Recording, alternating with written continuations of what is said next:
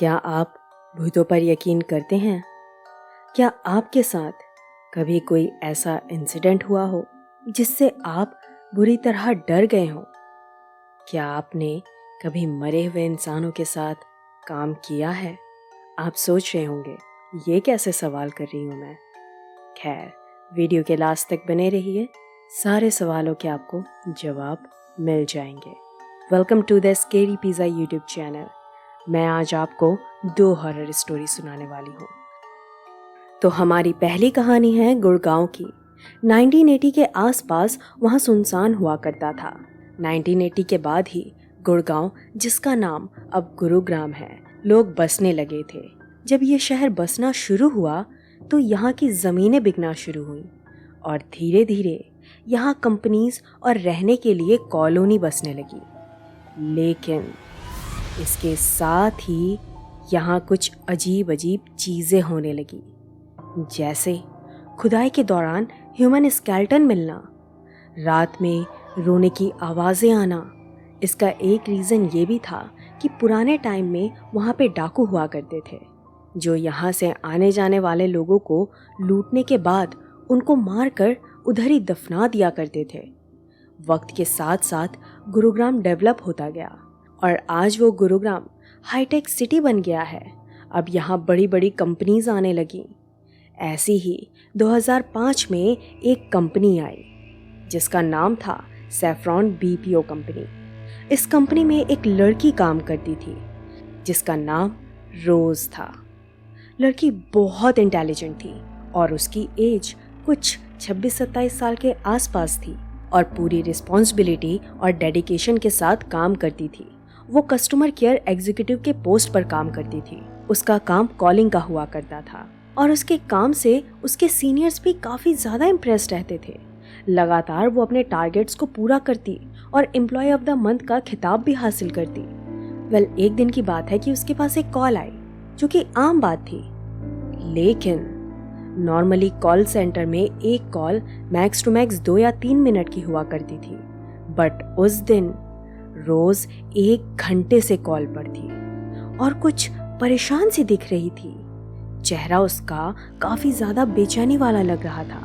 कभी भी उसको किसी ने इतना परेशान नहीं देखा था। ये बात उसकी टीम लीडर ने भी नोटिस की और सोचा कि शायद कोई मेजर प्रॉब्लम है और उसके कॉल के एंड होने का वेट करने लगी कि कॉल के बाद वो उससे पूछेंगे कि आखिर क्या हुआ है। लेकिन जैसे ही रोज ने कॉल कट किया, उसने तुरंत अपना बैग उठाया और बिना कुछ बोले, बिना किसी को बताए वो वहां से चली गई। जब टीम लीडर की नज़र दोबारा से रोज की तरफ गई तो देखा कि वो वहां नहीं थी।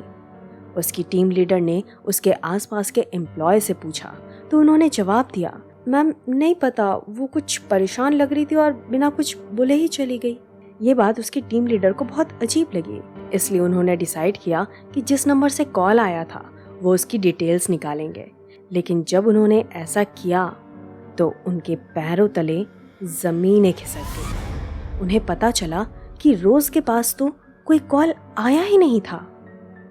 लेकिन अगर कोई कॉल ही नहीं आया था तो 1 घंटे से रोज किससे बातें कर रही थी? ये सब उसकी टीम लीडर को बहुत ही अजीब लग रहा था। लेकिन उन्होंने सोचा कि नेक्स्ट डे वो रोज से इस बारे में बात करेंगे। लेकिन अगले दिन भी रोज ऑफिस नहीं आई। एक दिन करते करते पूरे 4 दिन हो गए। रोज का कुछ अता पता नहीं। जब उसका फोन ट्राई किया गया तो सामने से सिर्फ एक ही आवाज सुनाई दी, the number you are dialling is currently switch off, please try again later. उसे कई सारे मेल किए गए, ना ही कोई मेल का रिप्लाई आया, ना ही किसी टेक्स्ट का रिप्लाई आया। सभी को ये बात बहुत अजीब सी लगने लगी। फिर टीम लीडर ने उसका एड्रेस निकाला। नाइट शिफ्ट में रोज को घर छोड़ने वाली गाड़ी के ड्राइवर से पूछताछ की और कंपनी के किसी एम्प्लॉय को उस पते पर भेजा। जब उस एम्प्लॉय ने उस पते के घर के मालिक से बात की तो पता चला कि रोज यहाँ रहती ही नहीं है। एम्प्लॉय ने उस आदमी से बोला, लेकिन ड्राइवर तो उसको यहीं छोड़ जाता था। इस पर मकान मालिक ने कहा, शायद वो यहाँ उतरती हो, लेकिन हो सकता है कि उसका घर आसपास हो। पता करने पर वहाँ रोज का कुछ भी पता नहीं चला। एम्प्लॉय ने ये खबर अपने बड़े ऑफिसर्स को दी। उन्होंने सोचा कि शायद किसी प्राइवेसी के कारण रोज ने अपना सही पता ना दिया हो, लेकिन कुछ दिन बाद रोज का पता कंपनी ने निकाल ही लिया और दोबारा उस पते पर कंपनी ने अपने एम्प्लॉय को भेजा। वो एम्प्लॉय उसके घर पहुंचा और रोज के माँ बाप से मिला। उसने रोज के बारे में पूछताछ की और कहा कि वो कई दिनों से ऑफिस नहीं आ रही है। तब उसके माँ बाप ने पूछा, कब से नहीं आ रही है? तो उस एम्प्लॉय ने जवाब दिया कि लगभग 15 दिन हो गए हैं। तब उसकी माँ ने कहा कि वो कितने दिनों से काम कर रही है तुम्हारे साथ? तो उस एम्प्लॉय ने कहा कि साल भर से ज़्यादा ही हो गया है। लेकिन उसके बाद उसके माँ ने जो जवाब दिया वो सुनकर उसके पैरों तले ज़मीन खिसक गई। उन्होंने कहा, ऐसा हो ही नहीं सकता, रोज़ को मरे 8 साल हो चुके हैं। एम्प्लॉय को लगा कि वो शायद किसी गलत जगह आ गया है, लेकिन एम्प्लॉय ने फिर उनको रोज़ की फ़ोटो दिखाई तो उसके माँ बाप ने कहा कि हाँ, यही है रोज़। ये सुनने के बाद एम्प्लॉय को लगा कि माँ बाप तो झूठ नहीं बोल सकते। ये बात एम्प्लॉय ने अपने सीनियर्स को बताई। उन्होंने अच्छी तरह से ये जानने के लिए उनसे फ़ोन पर बात की और पता चला कि ये बात सच है कि रोज़ को मरे 8 साल हो चुके हैं। ये बात ऑफिस में आग की तरह फैलने लगी।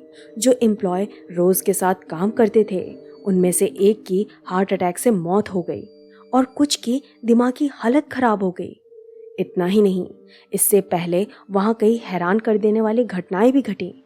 एक बार बेसमेंट में बैठे गार्ड को कुर्सी से गिरा दिया गया। वो लोगों को बताता रहा कि उसके साथ क्या क्या हुआ, लेकिन उसकी बातों पर कोई यकीन नहीं करता। एक बार उस ऑफिस के बाथरूम में किसी लड़की के चिल्लाने की आवाज़ आई और भी कई सारी अजीबोगरीब घटनाएं हुई।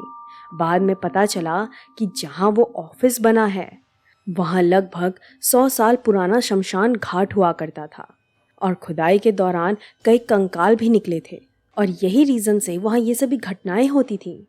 लेकिन रोज़ वाली घटना ने सभी को हिला कर रख दिया था, लेकिन कंपनी ने ये बात फैलने नहीं दी जिससे कि उनके बिजनेस पर कोई इम्पैक्ट ना पड़े। वैसे आप में से भी बहुत लोग जॉब करते होंगे। क्या हो अगर आपको पता चले कि जिसके साथ आप काम करते हो उसकी मौत 8 साल पहले हो चुकी है?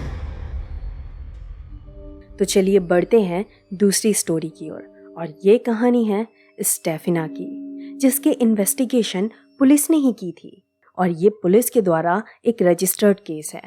पुलिस ने भी माना कि जो सब कुछ हुआ है वो किसी भूत प्रेत ने ही किया है। जी हाँ, ऐसे केस बहुत कम होते हैं जिनका रिलेशन भूत प्रेत से होता है और जिनको पुलिस इन्वेस्टिगेट करती है। तो चलिए जानते हैं पूरी कहानी। लेकिन आगे बढ़ने से पहले अगर आपके साथ भी कोई हॉरर एक्सपीरियंस हुआ है तो आप हमें अपनी कहानी sundaystoryklubb@gmail.com पर शेयर कर सकते हैं। तो चलिए अब बढ़ते हैं कहानी की ओर। वैसे आप में से कितने लोगों ने वेरोनिका मूवी देखी है? ये एक हॉरर मूवी है और ये एक ट्रू स्टोरी पे बेस्ड है और आज मैं आपको उसकी रियल स्टोरी बताने जा रही हूँ। मूवी में जिस लड़की का नाम वेरोनिका है, असल में उसका नाम स्टेफिना है और स्टेफिना के केस के इन्वेस्टिगेशन में पुलिस ने अपने रिपोर्ट में लिखा है कि जो चीज़ें इस केस में हुई हैं उनको कोई इंसान नहीं कर सकता। इवन एक इंटरव्यू में पुलिस ने माना कि उन्होंने इन सभी घटनाओं को अपनी आंखों से देखा है। तो चलिए जानते हैं पूरी स्टोरी डिटेल में। ये कहानी मैड्रिड शहर की है जो स्पेन की राजधानी है। ये शहर खूबसूरत है और फुटबॉल के लिए भी काफ़ी फेमस है।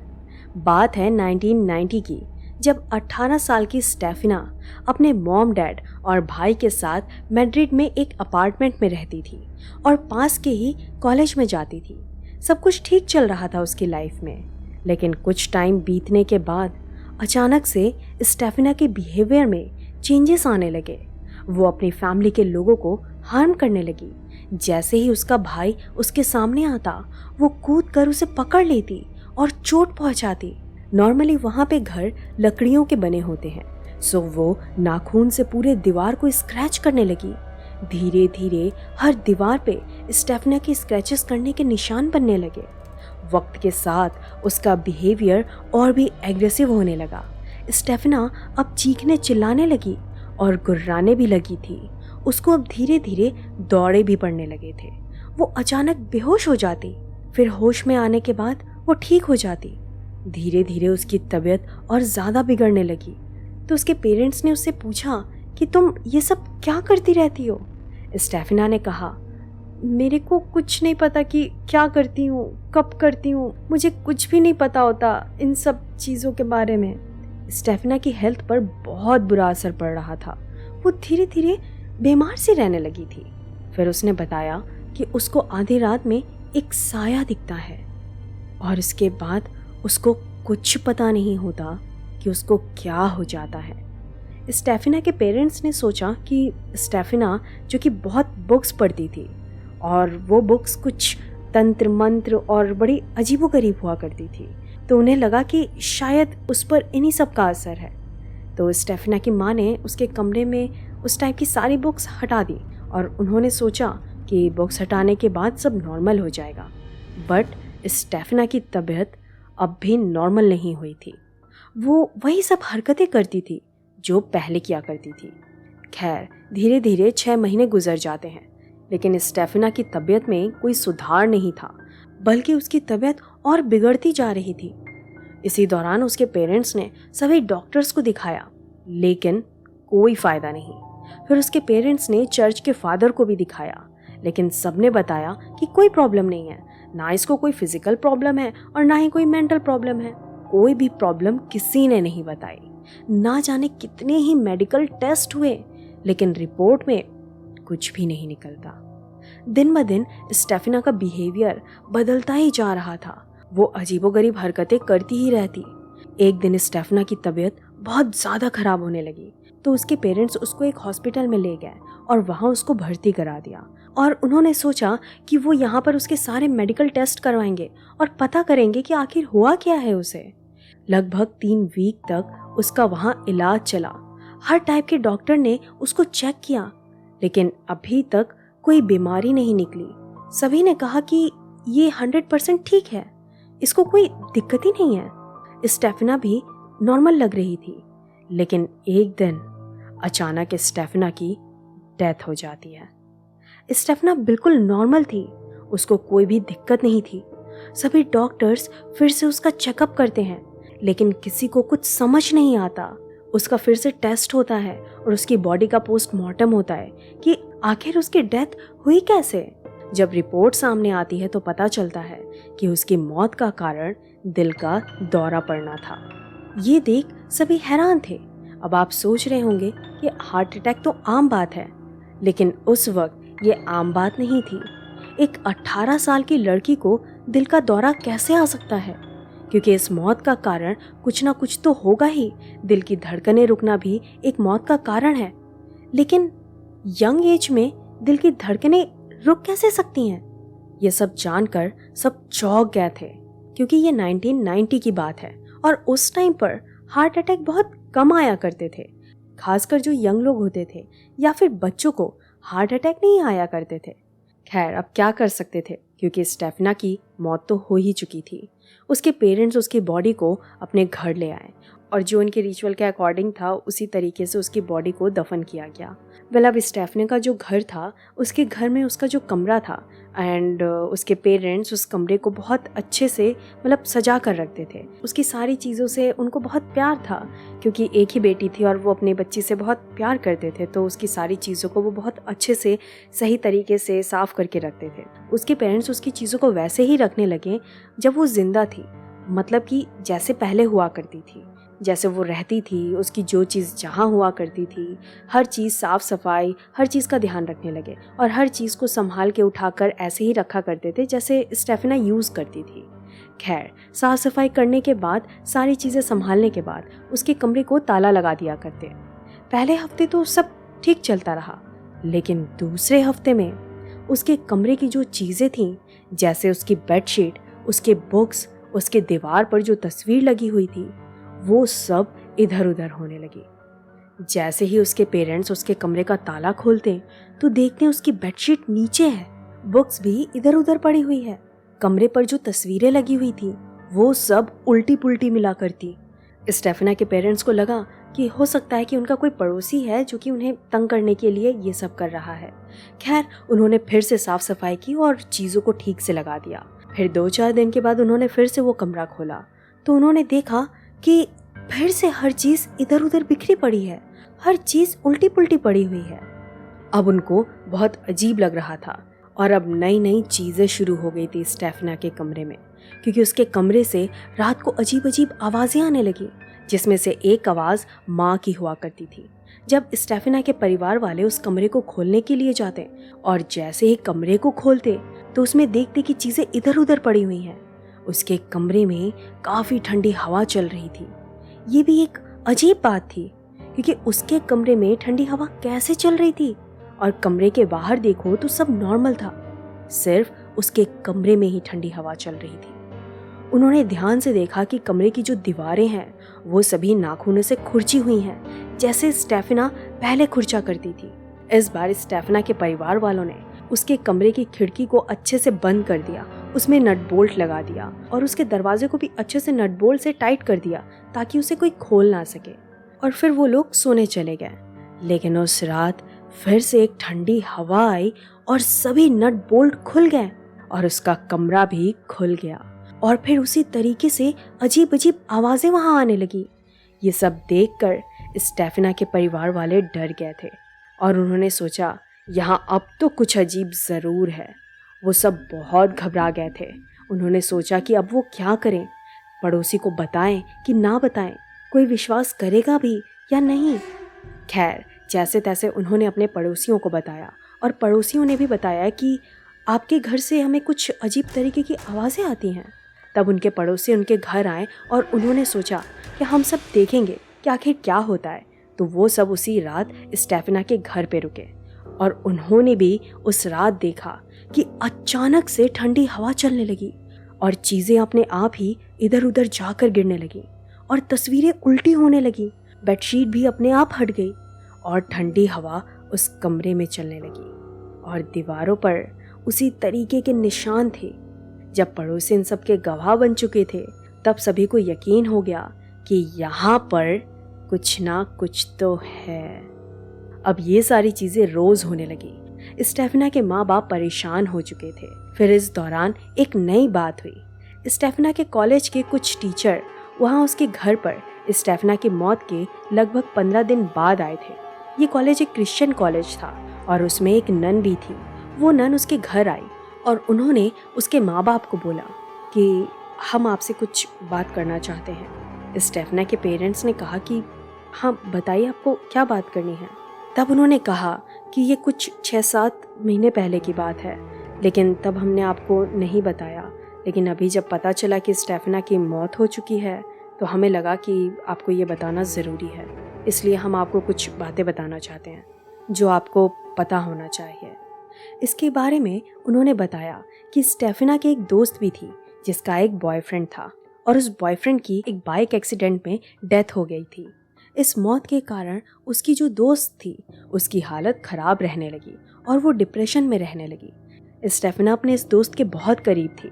फिर उस नन ने बताया कि हमने एक दिन स्टेफना और उसकी दोस्त जिसका बॉयफ्रेंड मरा था, वो और उसकी 2 दोस्त कॉलेज के पिछले हिस्से में थे। वो चारों वहाँ पे खड़े हुए थे और बीच में एक लकड़ी का बोर्ड था और उस बोर्ड के ऊपर एक उल्टा गिलास रखा हुआ था। वो एक एक करके उस गिलास पर अपनी उंगलियां लगा रही थी और जैसे ही स्टेफना ने उस ग्लास पर अपनी उंगली लगाई तो वो ग्लास हवा में उड़ने लगी। ये सब बहुत अजीब बात थी हमारे लिए। तभी मैंने उन लड़कियों को डांटा और उनको बोला कि आप लोग क्लास छोड़कर यहाँ पर, और मैंने उस बोर्ड को तोड़ दिया। लेकिन वो ग्लास तब भी हवा में उड़ रही थी और मैंने उन सभी को खूब डांटा और स्टेफना से कहा कि ये सब क्या है। तब स्टेफना ने बताया कि ये बातें मैंने बुक में पढ़ी हैं। मेरे को भूतों से बात करना अच्छा लगता है। मैं भूत प्रेत से बात करना चाहती हूँ और मेरी दोस्त का जो बॉयफ्रेंड मरा है उससे मैं बात करूँगी। किसी सोर्स के थ्रू वो भूत मेरे को बताएंगे कि उसका बॉयफ्रेंड कहाँ है, किस दुनिया में है और उस दुनिया में अब वो कैसा है। क्योंकि स्टेफना तंत्र मंत्र और भूत प्रेत से रिलेटेड किताबें पढ़ा करती थी और उसी के अकॉर्डिंग वो सब कर भी रही थी। ये सुनकर नन को बहुत गुस्सा आया और वो उनको बहुत बोलने लगी। तभी अचानक से एक सफ़ेद टाइप का कुछ धुआं सा आया और वो धुआं उस स्टेफिना की नाक से होता हुआ उसके अंदर चला गया। उसके बाद से वो स्टेफिना के अंदर ही रहा। ये सब देखकर नन बहुत डर गए थे। तब नन ने आगे कहा कि ये बात हमारे लिए भी बहुत अजीब थी और उसके बाद हम लोग वहाँ से चले गए और इस बात को 6-7 महीने हो चुके हैं। तब स्टेफिना के पेरेंट्स को समझ में आया कि ये उसी दौर की बात है जब स्टेफिना ने भी ऐसी हरकतें करनी शुरू कर दी थी। ये सब बातें सुनकर स्टेफिना के माता पिता और ज़्यादा डर गए। अब उनको लगने लगा कि स्टेफिना यहीं घूम रही है और रात को आती जाती है। यहाँ पर ये बातें सुनकर फिर उसके कमरे में उसके पेरेंट्स गए और फिर उन्होंने वही देखा कि सारी चीज़ें उल्टी पुल्टी पड़ी हुई हैं। जो स्टेफिना की तस्वीर है वो नीचे पड़ी हुई थी। जब स्टेफिना की माँ ने उसकी तस्वीर को उठाया तो उसके साथ एक अजीब चीज़ हुई, जिसके कारण स्टेफिना की माँ ने वो फ़ोटो नीचे फेंक दी। ये देखकर स्टेफिना के पापा ने वो फ़ोटो उठाई। जैसे ही उन्होंने वो फ़ोटो उठाई, उस फ़ोटो में स्टेफिना का चेहरा जलने लगा। उसमें आग लगने के बाद उन्होंने भी वो फ़ोटो नीचे फेंक दिया। ये सारी अजीब चीज़ें उनके साथ होने लगी। तब भी उन्होंने उसके बाद सोचा कि इस रूम को वो हमेशा के लिए बंद कर देंगे। उस रूम को बंद करने के लिए स्टेफिना के पेरेंट्स ने बाहर से कुछ कारीगरों को और मिस्त्री को बुलवाया और उस रूम का दरवाज़ा बंद करने के लिए काफ़ी बड़ी बड़ी चीज़ें उस दरवाजे के बाहर लगा दी। पहले तो नट बोल्ट से बहुत अच्छे से कसा गया। उसके बाद बाहर सोफ़ा और कुछ बड़ी बड़ी चीज़ें रख दी गई, जिससे कि कैसे भी करके कोई वो दरवाज़ा ना खोल पाए। और फिर रात हो गई। रात में अचानक अंदर से बहुत तेज़ तेज़ आवाज़ उस कमरे से आने लगी। जब नीचे आकर स्टेफिना के माता पिता ने देखा तो सारी चीज़ें फिर से इधर उधर पड़ी हुई थी।